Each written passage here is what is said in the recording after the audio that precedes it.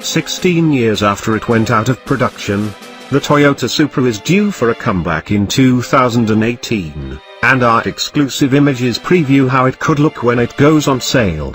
The new flagship Toyota sports car is expected to arrive in 2018 and is being developed in conjunction with BMW. It'll share its platform with the German marque's upcoming Z4 replacement. The car is likely to borrow some design aspects from the FT1, Toyota's 2014 concept car.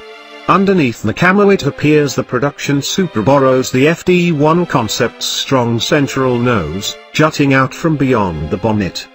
It sits above a new front bumper with 3 large air intakes. The latest testing spy shots at the Nürburgring show a bit more of the coupe's profile too, as well as the fixed ducktail spoiler.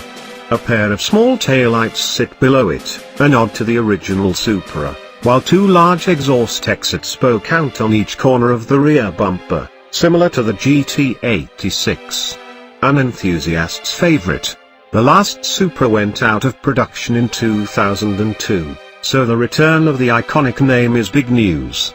Earlier this year we learnt that Toyota and BMW were to partner up and develop an all-new sports car together, which we now know will be the new Supra and the replacement for the Z4. This test mule also features a hard top rather than the Z4's fabric roof, and it's believed that the Supra will be strictly offered only as coupe.